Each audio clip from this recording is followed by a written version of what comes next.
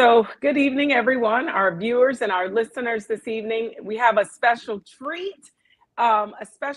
Tonight. We are going to talk about those interviewing skills that are going to get you hired. So, I'm going to introduce the amazing cast. Well, you know what? Better yet, I will have them introduce themselves. But just so we set the stage, I know it's late, it's Sunday night. You're probably like, oh, Monday's coming sooner than I thought. But the reality is, there is someone listening to this call, someone tonight that is baffled, anxious, perplexed at the fact that tomorrow's the day in which they have the interview that can change the trajectory of their life.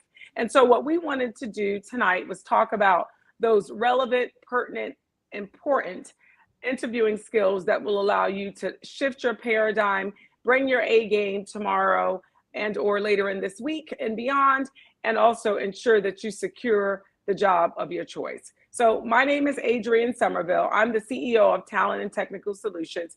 It's a pleasure to be with you today. And I'd like to further introduce my team. Michael, would you like to introduce yourself for our listeners and our viewers this evening?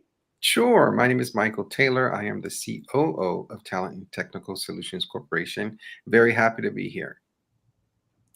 And hi, I'm Patience Idegu. I am the data analyst at the Boeing Company, as well as I'm a CEO of my dance studio, Glory Culture. Awesome. Well, thank you, Michael, and thank you, Patience, for taking time this evening. So, for our audience, just kind of to set the stage this evening, our listeners and our viewers, we recently, this amazing team, my panelists, we had a great opportunity to talk to a really broad audience at the BEA conference, the Black Engineer of the Year conference. And we talked about these interviewing skills that were powerful and transformational. Immediately, we were able to see the results, which is why we thought we need to kind of go a little bit broader for those that did not have an opportunity to attend that event and talk about the skills that you need to get you hired. We had individuals come to us within the day or so of listening and hearing this presentation and either indicate that they were hired and or they were able to make it to the second interview, which in our opinion, that's success. So we'll start with interviewing skills and I'll kick it off. Michael and Patience, please feel free to join in anytime. This is very relaxed. We know people are comfortable, hopefully in their home, and we'll gain a lot of insight from tonight's discussion. So let's first talk about the way interviews are categorized. There's some pre-work that you have to do in terms of the pre-interview, and then there's also during the interview. And then we have the post skills that you need to have and some things and activities that you need to do post the interview, because it doesn't end there. When I think of the pre-work, I often call this work the lonely work. This is the prep work that you need to do, the homework, and I'll dive into that a little bit more in terms of preparing yourself for that defining moment. And then during the interview, we know there's skills that you need to master and you need to manifest in front of that interview panel and or interviewer that will shine, enable you to shine, and we want you to have those. And then post activity, the interview, there's some things that you can do as well, and we want you to be certain and know a little bit about what they are. So there are three types of interviews. One is extremely structured. So I have an opportunity, and I'll talk a little bit about the government at large because I have some experience in this area. When you think of a structured interview, what may come to mind may be something like this. You walk into the room, you're met by a wonderful receptionist, and that individual, he or she, gives you a set of questions. You have about 20 minutes to answer the questions. You've got 10 minutes to look over the questions and prepare in preparation as you prepare for the interview. And then you go in, you answer question 1, 2, 3, 4, and 5 in whatever respective order. You get about 5 minutes to close out those thoughts, and then any questions for the panel, and then you're dismissed. It's extremely structured for continuity. It might mirror what many may see in like a government kind of environment, but it's the way they're able to ensure the integrity and fairness by not deviating. Everyone gets the same questions, the same amount of time, and the same opportunity to speak and or close out the interview. The second type of interview might be a little semi-structured. So in this format, you may have some of those questions, but you may have a scenario-like question where you can be a little bit more free and a little bit more fluid, and how you answer the response and or it might be an opportunity for you to maybe even pose a question in terms of a follow-up question. The other one is it's not structured at all. So if you move past the semi-structured, not structured at all, maybe something like this, because I've had an opportunity to have this, where there are no pre-questions given to you. It doesn't appear to have any time constraints. You kind of walk in and the panel may ask you something like, what do you value? Right? That's that question of, wow, that's pretty broad, right? I can share a lot in terms of what do I value. And it's very free flowing. It's very interactive. One question might spit off into a question asked of you. One question of the interviewer may prompt a question for you to ask, but it's different than the structured and the semi-structured to have like no structure at all. It's not time bound. It's just a free flowing of information, a rich dialogue, and feels less like a monologue, which is what the structured one kind of makes a lot of people feel like. So those are the three types of interviews. So when you're thinking of what am I going to be preparing myself to do in this pre-interviewing stage, if you could get a little bit of insight into the organization or the company or the branch or division of interest and figure out historically how those interviews are structured, it might enable you to get your frame of mind best appropriate to answer those questions. And it can vary significantly, and sometimes you might get surprised. And so they may throw a little curveball, and that's okay, because you're going to be so amazing after this lecture and this discussion that you will be well in any forum. So let's talk about some of the pre-work. The pre-work is there's a job announcement, right? There's something that attracted you to the organization, whether it was an announcement or if it was internal, maybe there was an email that said submit your resume. But regardless, when the position is announced, it's announced in terms of those skills needed to maximize and optimally perform in said position. There's a bit of a job description that allows you to think about your resume in terms of, I say, fit fill. Like, do I have the skills depicted in my resume that aligns to the skills associated with that position? Do I have the right education levels that they're asking for? Do I have the right years of experience, if that's identified that they're asking for in response to that position? Because you don't want to set yourself up for failure, right? If you know they're looking for doctoral degrees and I don't have that, they're looking for heavy research and analytics, and that's not in my background. Not to say don't apply, because I always encourage people to do, but just be a little realistic in terms of what your expectations are and what you know your strengths and weaknesses are. So it typically, when you submit it, that would be a check and balance of whether or not these are the requirements that were identified, and these are the things that they're going to measure and track in terms of what their planned executions are.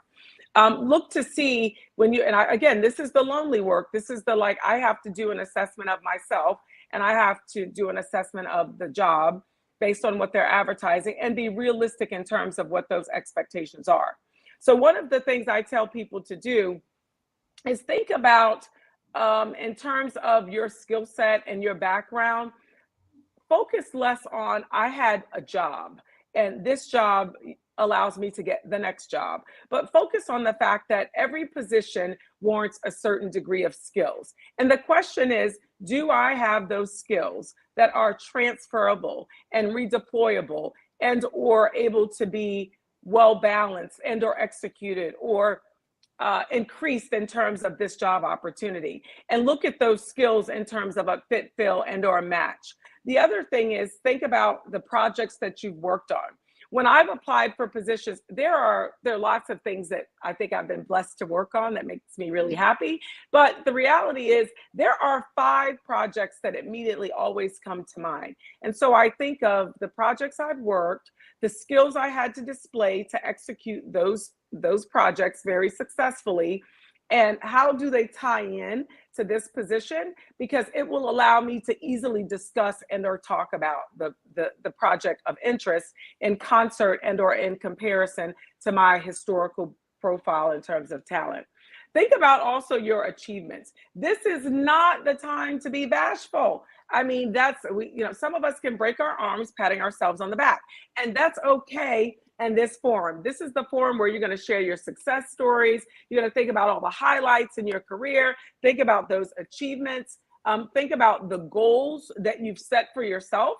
And does this position align to those goals and objectives? You know, you might be 2 or 3 jobs away from your dream job, but is this job aligned to the trajectory in which you're watching and you're setting in terms of goals and execution?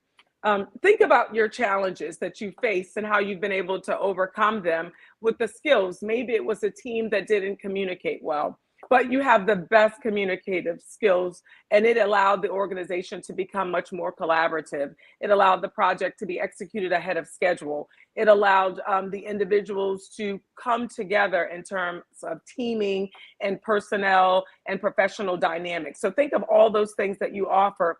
And also, you know, I never think of things in terms of failure. I don't believe in failure, frankly. I believe failure is what most people would call it. In my opinion, I call it, it's simply a data point for me to course correct my behavior. So think about, more importantly, what did you learn from those data points that maybe if I had gone the next step, it would have gotten me closer? Or had I done something differently, it would have gotten me there. It's okay and it's acceptable to share those lessons learned and think about those lessons learned as you go through this preparation in terms of thinking of your future and this position and how it fits into that long-term vision and or goal for yourself. So I gave you 6 things there.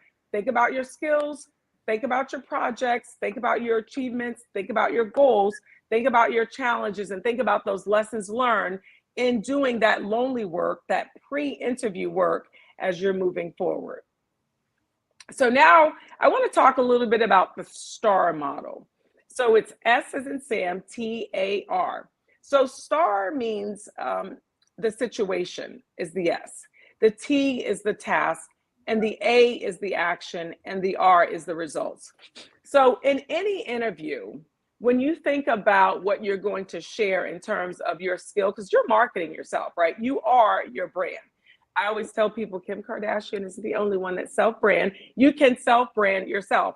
And what's critical here is that think about, if I say I have a certain skill set and I've demonstrated and it's depicted very briefly on my resume, this is when I can add a little bit more clarity to the situation associated with that area, that job, that opportunity that allowed me to demonstrate those skill sets. So give a little bit of situational awareness to the interview panel.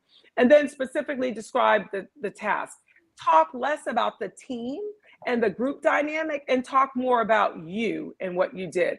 Oftentimes, people get so caught up in the fact that it was a team and I was the leader of the team and the team did this and we.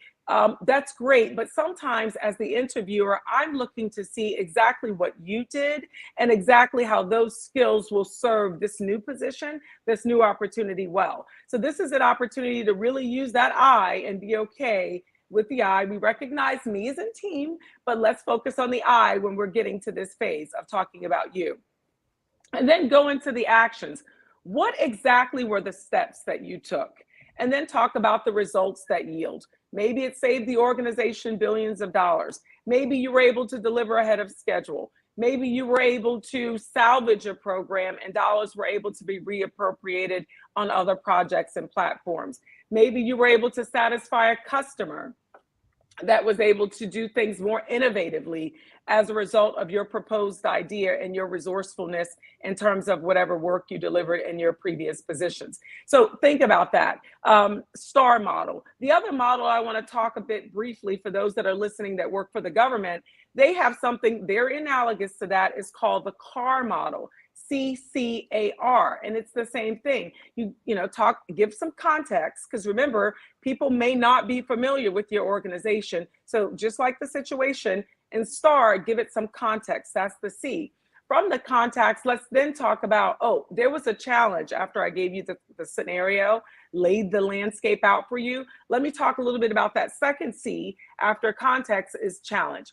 Talk about the challenge that was right before you that you had to deal with. And then talk about CAR, same thing, A is in action and R is in results. I took these actions and the results were this. whether it was an individual gain, whether it was a managerial gain, or it was an organizational gain. Be very mindful for every response you give a scenario that aligns to the CAR and or the STAR model. It adds a lot of richness in terms of not only articulating that you're able to do something and or you have a skill set, but more importantly, you're demonstrating, I have evidence, I have credibility, I have data and examples that will further allow you to understand. I, no kidding, have a full understanding of what I'm saying and what I'm able to offer your organization. So now this is the research that you have to do. When you want a certain position and or you want to work for a certain organization, you have to do your homework. You have to know the company. You have to fully understand what are they faced with. Know some facts about the company. And I'll be honest with you, go a little deeper than the internet, because they're able to see very quickly that you kind of memorized what was on Google, you memorized what's on our webpage, but you want to be you want to be stellar. You want to come in as if you already work for the organization. You know their challenges, you know what their 5-year plan is, you know what their strategic plan is. You totally get it. Your skills will help move that agenda forward. You want to be so well versed. You know, someone once told me, act as if you're in the position before you get into the position. So come in knowing, hey, I've got a 30-day plan, I have a 90-day plan, because I know what this organization is dealing with, and I'm here to support it and ensure it's successful or deal with whatever that challenge they're facing is. Do some research in terms of who likely might be on the panel. Sometimes that information is not available. Sometimes it's not fully disclosed, but if you can do some research and learn, you know, how does the interview interact with the interviewees typically? Are they more narrative in terms of note-taking? Are they more oral in terms of they like to communicate? Do they give you verbal clues? But try, if you can, to learn a little bit about your team. Know the job. Know what the job entails. If you're able to talk to someone who had the job before you or someone that's going to be leaving that job, that's an amazing opportunity. Capitalize on that. But do your work. All that you can find out, maybe if they merge with another company, if there's a particular area that's new, if they're looking for certain type of skills, if they've had challenges, do that work and know your company. And I'm just going to give you an example quickly. So once I interviewed for a position, and I'll just be honest, I thought this was kind of cheating. I thought, you know, I know the job. I read about the job. I was the person that did all the research about the job, but things I didn't do that my competitor did that actually got the job is I did not go into the program office area. I didn't want to go in and like talk to the program manager, talk to the deputy program manager, talk to the people in the organization, because I felt like, well, you know, I don't know if they're going to be on the panel. I didn't want it to appear like I was doing all this research. That is exactly what you don't want to do. You want to be the person that they see really interested, that go, even if they are on the panel, they will remember you went the extra mile, you took the extra step, and you were able to, you're so interested that you did that homework. So make it your business to get in and learn as much as you can about the organization and the position and the people dynamic. Don't sleep on culture. Understanding their culture, because if you make it through the first interview, that second interview might be like whether or not you fit in, right, in terms of culture. So do that work, and they will look for things like, does he fit in the organization? There's certain specific things that you would want to make sure you're able to articulate in terms of culture. And get ready for that day. Plan ahead. And Patient's going to go into a little bit more of that, so I don't want to steal her thunder, but think about all that you have to do. So let's talk very quickly about some tips here. When you're thinking about your organization of interest, are there any key concepts that jump to mind? Are you able to work with the individuals? Is it a more senior organization and you're looking to be that junior person? And or, you know, they're looking to bring in junior talent. Think about in terms of time. You know, everything that you do, you have to do your research, but you only have a certain amount of time to prepare for this interview beforehand. So if it's tomorrow, I don't want to wait till the night before or the Friday before to try to reach out to people. Make sure you manage your time in order to be successful in your pre-interview prep work. Be very motivated Intrinsically motivation, I tell people when they say, I'm not motivated. Well, I don't have any motivation dust to sprinkle on anybody. To me, that comes from within. You have to be intrinsically motivated to claim your job and do what you need to do to seal the deal. And only, this is the beauty, only you can do that. No one else can make you motivated to go after what you want. The win is all on you. The work is all on you. And lastly, be creative in terms of your interview. Think of, this is the deal. I offer some sort of propositional value. At the end of the day, they're going to interview a number of people. Why me? Be creative in selling yourself. Be creative, be respectful. Respect whether or not it's one of those three, semi-structured, structured, or unstructured. So know your audience. But where you can be creative, where you find some creative space that you can infuse your uniqueness that will make you stand out, you definitely want to capitalize on that. So let's talk very quickly about some common questions. I talked about a couple of rounds. We want to get you through that first round and posture you and position you for that second round. So these are a few quick questions just to consider. These may not be, but just get your head around these and be prepared to weave any response into any question that they ask you. One might be, where do you see yourself in 5 years? This organization may have high turnover. They want to know that you're looking to be a part of their team long term. They may want to see that you're looking to be invested and you have some long range ideas and you have some contributions that you'll be around to see manifest. Another one might be, what are your strengths and your weaknesses? And I get this all the time where people say, can I really talk about a weakness? Well, let me just tell you, we all have weaknesses. That we're human, right? We're not perfect. But what I would offer you for consideration is when you talk about your weakness, own it and ensure that it has a positive spin to it. And let me give you an example. So if someone said to me, I'm very good at data. I love data. I'm really gifted when it comes to taking it, synthesizing it, projecting it, and telling a story with it. However, my weakness might be that I can get like analysis paralysis because I'll get into all this data and I love data and it's such good goodness and we've got deadlines and it just gets to be crazy because I love it. I look at it 50 different ways, all sides, all parts, components, and I could lose track of time very easily. That might be my weakness because I'm so entrenched in the data. However, I have now an ability of awareness. And I'm aware that I can get myself wrapped around data and get so consumed with it that I could lose sight of the project. So I don't do that anymore.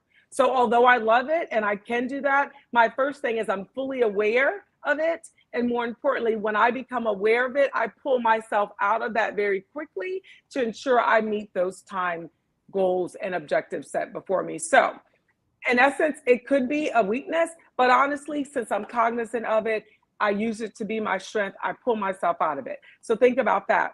Another thing might be, why should we hire you? I highly recommend people make it about the organization. Some people say, I just want to work here. And I've got some friends here. It seems like you have a lot of fun.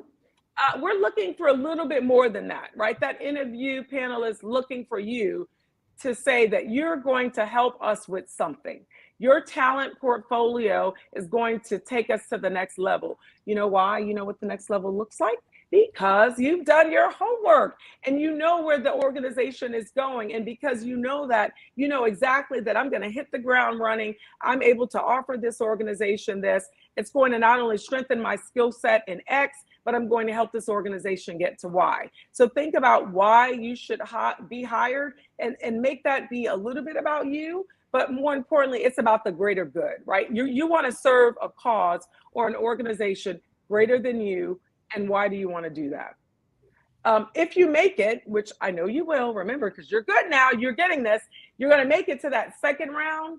When you get to the second round, you might be asked about what's your current salary. And you're like, oh no, I've been told not to talk about money. That's taboo. But be prepared to talk about that because they may be trying to match and see if you're within their salary range if that was not disclosed beforehand. The other thing is think about your work style. Am I a team player? I like to work in groups. If I like to work independently, if I like to work remotely, we have a hybrid work environment. If I like to do things in teams, It might be that I have a style that, I'm more managerial. I like to do things, I like to have much control over it, and very, I don't really like to delegate. I like to do it my own. I like to own it. Be mindful of those styles. But more importantly, when you start discussing them, know the styles of the organization in which you want to work. Because if we are very communal, we operate very flat. We don't do hierarchical stuff here. If you're coming in with an autocratic leadership style, that might not be a good fit for the organization. And at the end of the day, it is about what's best for the organization. The other thing is, again, think about what motivates you. What motivates you? So I was asked a question one time. It was exactly that. Well, a little bit like that. It was more like, what do you value? And I'm like, And the company, I'll leave that company name out of it, but very thriving, large business. They were asking that because they were looking to see, do you value time? Some people say they value time. They want to get in, get it done. They want an organization that gives them a great amount of time off. Some people may say, I value money. So I really want to make as much money as I can. I've got kids going to college, trying to relocate. My wife, she homeschools. And so I really value money right now at this phase of my career. Be prepared in whatever you respond for any of these questions. It's just to be authentic. Don't feel that you have to cover, that you have to mask who you are. Be authentic, because that's, at the end of the day, we want to have real people working for real organization doing real things. And so being real, true to thyself is first and foremost when you're thinking about the organization in which you want to work. So now you've made it. You are about to get into the interview phase. And I think this is where I turn it over to Miss Patience, because I was on a roll, and Miss Patience and Michael have some good things to share with you. So I am going to turn it over to her. Thank you, Miss Patience. Thank you, Adrienne. So now you're at the interview. The big thing you have to remember before you open that door, or before you open up the Zoom call or Zoom video, whatever it is, take a deep breath. It's so important that you take a deep breath, because you have a lot of thoughts. There's a lot of things going in your mind. Your nerve is starting to increase. So take a deep breath, maybe meditate for a little bit or pray a little bit, something, so that before you open that door, your confidence level comes back up and you're ready for that interview. So now we're going to talk about the key to having a great interview. First thing, keep your answers simple. Avoid topics that are hard to explain, or topics that you are going to exaggerate, avoid rambling or using words that don't really make sense. Just make sure that your topics are easy to explain. The last thing you want is not being able to explain the situation or the story from beginning, middle, and end. It has to be clear from top to bottom. Next thing is keep it relevant. Choose examples that actually match with the application. The last thing you want is to use an example that has nothing to do with the application, or is not as relevant as you think it would be. But make sure that the similar keywords that they have used in the application is the keywords that you're expressing the storyline or the situation, the topic, or whatever example you're using. Choose wisely. Now, this is all based on your pre-interview prep. Pick the best examples. Sometimes it's good to highlight your 5 top examples that you can explain in different ways with different questions. Make sure you keep it relevant. Choose wisely. Choosing wisely also means just focusing on that preparation. Adrienne said that you give a lot of key things that you need to do in your preparation. Make sure you've practiced If you're not practiced, if you haven't learned as much as you could before the interview, you're not going to be ready for the interview. Make sure your example stands out, period. Use the STAR method. As Adrian said, STAR is situation, topic, action, and results. Those are the key things to helping you answer the questions. It's a great method. I use it in my interview, and it helps the story be concise, especially for non-technical interviews. It only gives a clear, concise story, but it also adds context to your answers. That way there's more detail. It's not vague answers that you're answering when you get these questions. And then get to the point. I know some of us are amazing storytellers, and I can go from one tangent to another tangent to another tangent.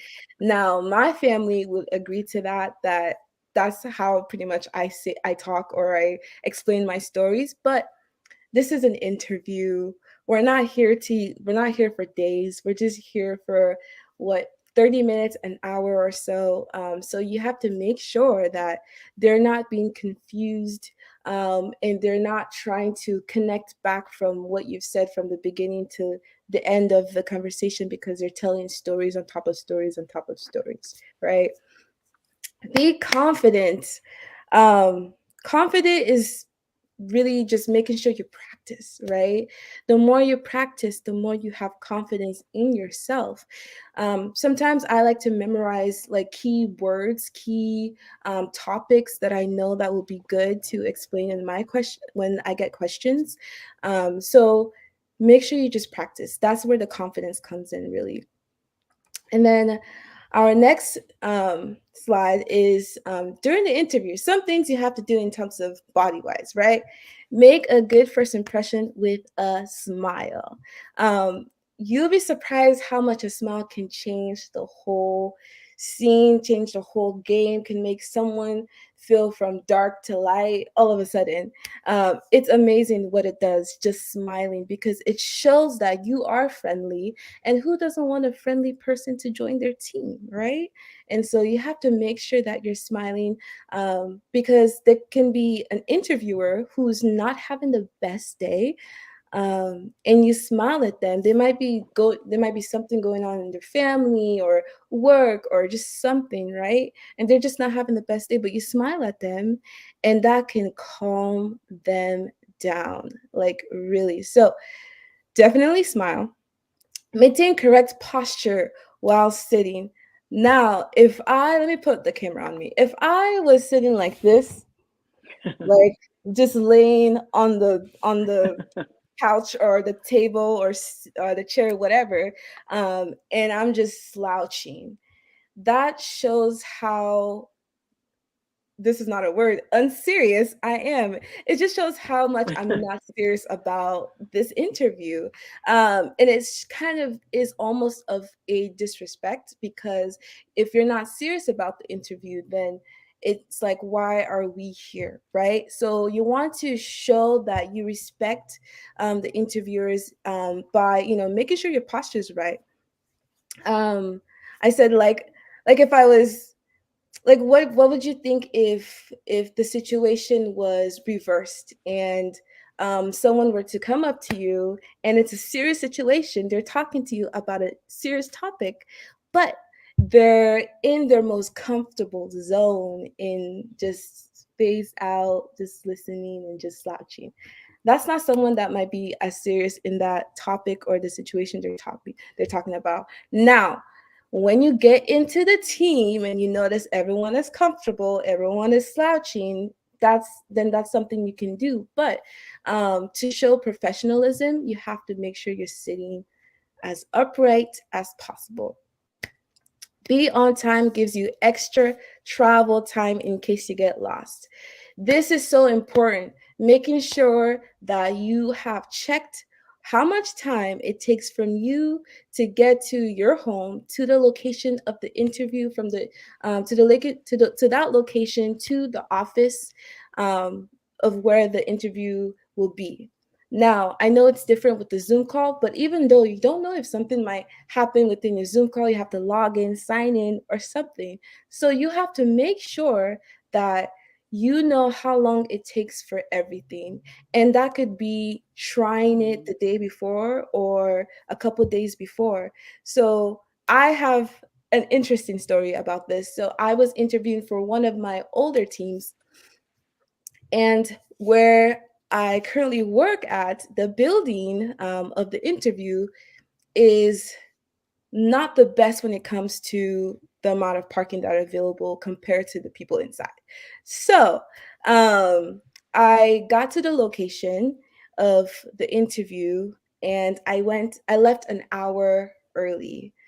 But it took me 40 minutes, actually, yeah, 45 minutes to find parking, just to find parking. I was driving around, I was going crazy, time was running down. But I found the parking, hurried up in the building. Now there's multiple buildings, and all of them look exactly the same. So now it's another 5 minutes past trying to find the right building. And if you need to ask people, just ask people where it is. That helps save a lot of time. So I got to the building. Now I have to find where the office is.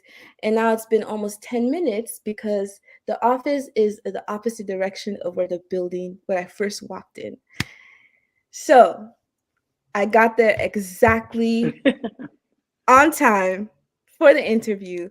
But where's the time to rest a little bit, to calm your nerves down, to practice really quick? There's no time, right? And so make sure you have timed everything. It's so important. And being late is not an option whatsoever. It's not an option. Okay, bring any materials you may need, including portfolios. I definitely recommend this. I only say this because I always do this for myself, and I love it when I'm one of the interviewing panels and I get this as well, because sometimes we forget to print out the resumes, right? And you just happen to bring extra copies of the resume. So that's what I always do, bring extra copies of the resume and some work that I've done, some digital work that I've done, some coding work that I've done, because that's my background. And so it's nice for them to see physical things, not just what's on what they think you've done, what they imagine because of what you've said on your applications or your resumes, right? And so I think that's really important. And again, I bring the amount of copies needed is the amount of interviewers in the panel. Cool. So dress professionally and make sure you are well groomed. So first of all, be clean. Take a shower, brush your teeth, iron your clothes. Like, that's so important. I stress this so much because you want to look like you're ready. Not that you just rolled off the bed and you're here, right? You want to look like you're ready. The safest attire is, professional. Professional, not casual, but business professional all the way. If you don't know and they haven't told you, the safest bet is business professional. One thing is avoid see-through clothing, especially for the women. Make sure that nothing is see-through at all. No open toe shoes, please. No open toe shoes. We want some air because you're already hot. You're already feeling, the nerves coming in. But, just no open toe shoes. And some jobs might require when you get in that it's more casual than you think. That's fine. But just to be safe in your interview, business casual is the way to go. Cool. So next thing is playing with your hair. These are popular nonverbal mistakes made during job interviews. Playing with your hair, number one. Now, playing with your hair just is a comfortable mechanism to release stress, That's what it is. And so when you're doing that, it just makes you look like you're not ready for the interview because you look uncomfortable. You look like you need your as you're stroking your hair, the words are coming to help you say whatever you need to say, right? And so try to avoid playing with your hair. Not smiling. We said this earlier that smiling is super important. It makes everything be more natural than being forced. If you're not smiling, it just makes like it's like you're being forced to be here, and you don't want the interviewers to feel that way. Wrong posture. Make sure you're sitting up straight, like I said earlier. Don't move your chair around. I know some chairs have the swivel things. No, you literally could accidentally make a full circle and you'll be shocked. Everyone will be shocked that you've just done that in the interview. So avoid doing turn around. I literally have a swivel chair right now, so I'm trying not to, turn too much because it will turn me 360. And so just be careful of that. Make sure you're not moving too much. Crossing your arms, just it's a defense mechanism pretty much. It just shows that you're uncomfortable. So just instead gesture with your hands, like I'm doing right now. That way it appears enthusiastic and you're engaged, and they can be engaged. Not overdo it so that it's like blocking your face or blocking their face. Doing too much in the air, just natural. That means that some words you can express with your hands and some you don't have to, right? If you don't know what to do, if you're one of those people that your hands just move a lot, just sit it on the table flat and talk. You don't have to use your hand, but just make sure you're not crossing it. Or you can put your hands underneath the table as well. That's what I like to do too, because you can see that I use my hands a lot. So, eye contact. Again, show how serious you are. Make sure you are giving each of the interviewers eye contact, especially with the woman. Look them straight in the eyes, all of them. Don't avoid looking them in the eye or looking other places. Just make sure you're being respectful by looking them in the eye. No information. That defeats the purpose of the interview. If you come into the interview and have no information, they ask you questions and you just have nothing consecutively, because I know sometimes the question might not, you just can't think of the right answer to it. Sometimes that's okay. But if it's like a long list of questions that you have not been able to answer, then it's like it defeats the purpose of the interview, and that just shows that you're unprepared, or I'm unprepared because I'm here and I don't have answers to your questions, right? And so make sure that you're prepared as much as possible for the interview. Yes. And then another during the interview, asking valuable questions after the interview.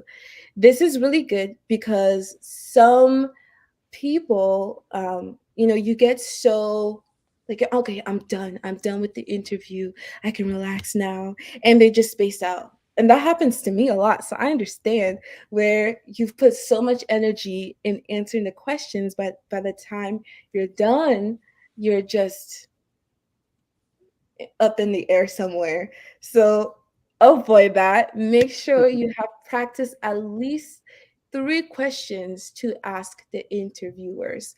And I have 3 questions that I can help you guys, that you guys can remember if you like it. So first one, what are the top 2 biggest challenges, opportunities you'd like to have the person hired tackle in the next 6 months? This is a great question because it shows that you're willing to overcome those challenges, and that you see that you can help the company itself with some of the things that they struggle with, right? technically, like Adrian said, you need to know some of that, but some there are some details that you won't hear about that often until you have those interviews. So sometimes it's good to have those questions, and the fact that it says 6 months to 1 year to 3 years, it shows that you are planning for the long run. You're not here for just a month or a year worth of a job and then you're gone, right? Second question, what does success look like for the person selected for this position? This is a great question because it just shows that you want to be successful. You want to put your best foot forward and you want to get as much insight to tackle these tasks, to be successful in this position that you're applying for. Last question is, how do you help your staff grow professionally? This is good for both you and the interviewer, right? You want to know that, hey, if I get in this position, there's opportunities to grow. There's opportunities to be developed, to be trained, to get to the next level, into the next level, into the next level, right? And so, and this is a great question for the interviewers to have, because they can see that you want to grow. You are so invested in this position that you're willing to grow and support and be professionally developed, be trained to put your best foot forward in this position. And then post-interview, the post-interview is surrounded by one specific thing, and it's your follow-up to the interviewers. Now, there's a set of not rules, but like things that I would say are important to include in, whether it's through verbal, but this explanation I'm going to give you is through an email that you would send to the interviewers. And so, first thing first, write your own separate reflection about how the interview went. Whether is the good, the bad, right? Everything. And then whatever is somewhat of a weakness in the interview, write how you can strengthen it. Like write like some things that can help you with those skills, with those abilities that you might not be up to par with. And that's because it's okay, right? And then now we're into the email. And the first thing in that email is just thanking them for being in the space and actually interviewing you, because this could have been another, sorry, we selected someone else to do the interview, but they chose you, so they want you. And so that's something to appreciate, right? And so first sentence is just saying that you appreciate them interviewing you, and then how much you're excited for the position. And then you want to include you want to include what the good things that you added to the interview, as well as the things that you can do better at. For example, with me, in my email, in my current job that I am in right now, I sent an email to them with all those first two sentences, and then the third sentence was my enthusiasm. The fourth sentence was, I know that I'm not up to par with this application that we currently use in my team, Cognos. But I have familiar skills in similar applications like Tableau, right? And I included that, hey, I'm taking training for Cognos so that I can be ready by the time I start this position. And so show that you're willing to be up to par with the skills or whatever it is that yourself that wasn't the best in the application or in the interview, right? And then the last thing is, so we have enthusiasm for the job, joining the company,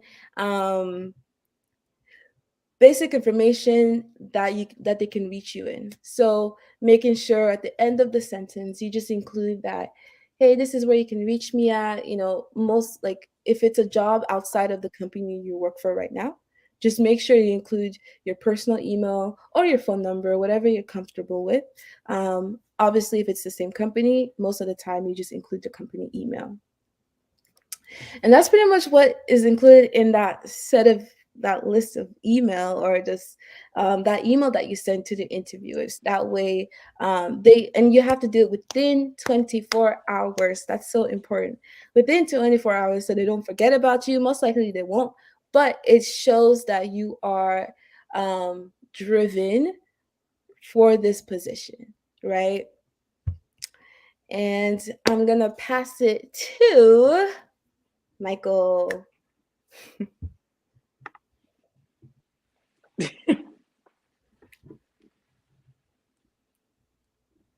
And Michael, Can you hear me? Can there you you hear go. me now? Man. Oh, We great. can. Absolutely. Great. Um, so, can I show a video? Is it possible for me to show a video? Let me see. I don't Yeah, you can know. Let present. me see. There's a Share my bottom. screen. Share my screen. Can you see my screen? Let's see. Select screen or window. Hmm.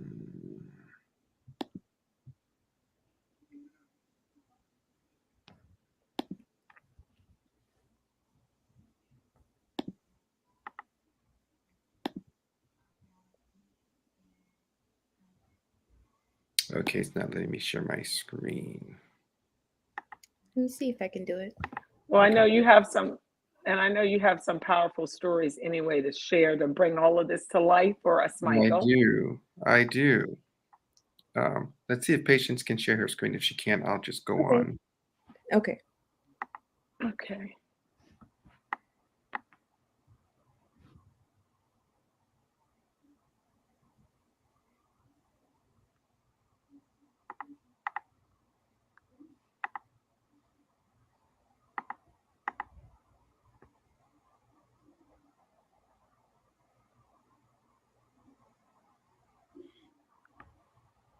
Okay, so I'll just go on and tell one of my stories. So, um, about 2016, I was working for an employer where it was a very toxic part of the organization, and I don't think I was appreciated for all the hard work that I had done.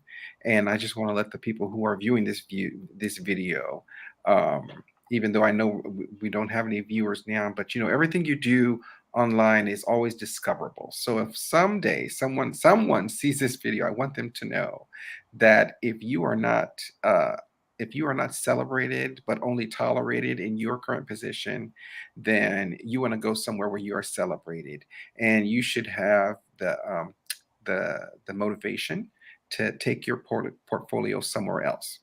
And Mhm. so when I was in that position, I didn't feel like I was celebrated. I didn't feel like I was appreciated. I didn't feel like I was valued, even though I had worked tons of overtime, even though I had kept the systems up and running. I used to have to wake up 2, 3, 4 in the morning when the system would crash and bring it up. It was just a bad environment, and it was toxic. People were scarred. People were hurting, and I decided, okay, I need to leave that organization. So what I did is I had over 100 applications in the system, and um, and it was a difficult choice for me, but I knew that because I was in that position for over 26 years, so I had to use. I knew I was going to have to obtain some interview skills. And one of the things that I did when I was applying for those positions is I looked at the job application, the job announcement, and I made sure that I tailored my resume to the position. So if they said they needed someone to be able to program in COBOL or C or Oracle SQL, that's what I would make sure I had that terminology in my resume. And if I didn't have that experience, I would put something similar, right? And I would look at the job announcements and make sure I had very use the same terminology that's in the job announcement and tailor your resume to that.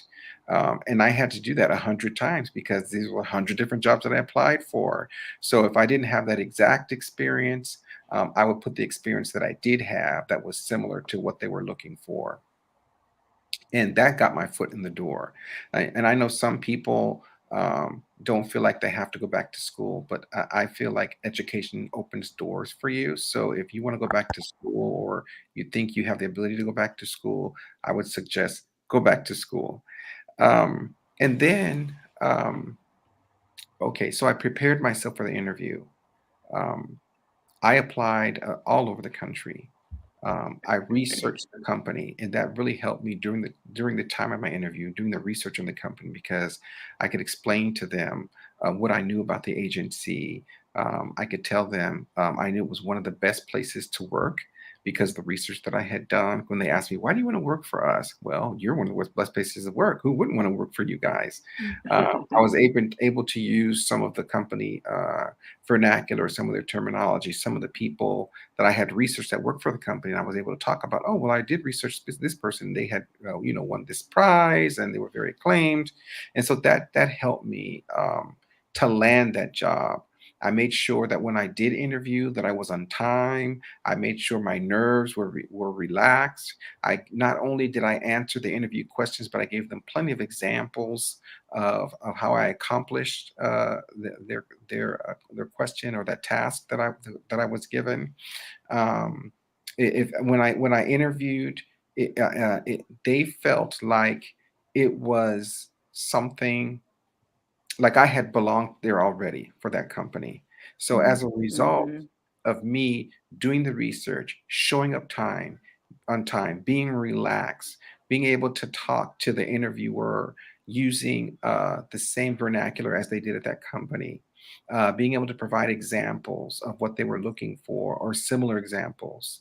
All of those things together helped me land the job. So when I finally did land the job, I actually land multiple jobs, but I had to turn them down and select only one.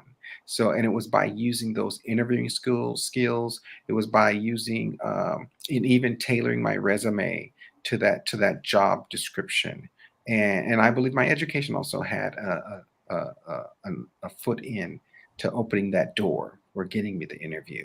So, and also, and we didn't mention this, but because this wasn't part of the interview conversation, but just having someone to talk to, if you are in a position where you're really uncomfortable with your job, you're having a lot of problems, maybe your supervisor doesn't like you, maybe you might be being bullied. It's always good to have someone to talk to get that other point of view because someone that's not in that situation, you get an objective point of view, and it's good to get that to have someone to talk to get that off of your chest. So and that was my case. I needed someone to talk to get all of these things off of my chest that I saw that was happening. So to make a long story short, I am in a position now that I really love, and I have a great supervisor, and it's all good. It's all a product of having those excellent interview skills and those resume skills. So at this time, since Patience did let me know that the video is ready, we're going to go ahead and show you a small video. Can you guys see it all? All right. No, we cannot see. You can't see it? Are you sharing your screen? No. Yeah, you can see it below. Do you see the little video below next to your face? No. Mm-mm. No, I can see it on the StreamYard. Do you hear anything? No. I'm gonna try playing it right now. Okay. You hear me? Mm-hmm. Yeah. Well, this looks like that we are having some technical difficulties. Yeah, Patience. I think next time we can show okay. the video. No worries. So, Maybe we can just share the link. They can watch it on their own if they oh, can. absolutely. If you can put that Yeah. in the chat, Yeah. you can definitely watch the video another time on interviewing skills. Well, we thank you for joining us. We're almost out of time. Michael, Patience, did you all have anything else to add before I close us out? No, I just want to thank everyone for joining us. We do. Well, thank you so much for joining us. Yeah, it has been an amazing evening with each of you. We really appreciate your time. Very hopeful that you were able to learn a great deal this evening, and that tomorrow's Monday, you're looking brighter and more excited about your future, having had this amazing opportunity to join us. We have taken the time to share these skills because they have proven to work. And in 2023, if you are desiring an opportunity to level up in terms of your professional career, these are the tools that you can easily apply to navigate through what is often a daunting time in terms of phasing through interviewing. So thank you so much for joining us. This has been another amazing opportunity. Thank you, Bea. Thank you, Career Communications Group, for the opportunity to first share interviewing skills to get you hired. We appreciate you. And until then, we'll see you next time. Have an amazing day. Bye-bye. All right.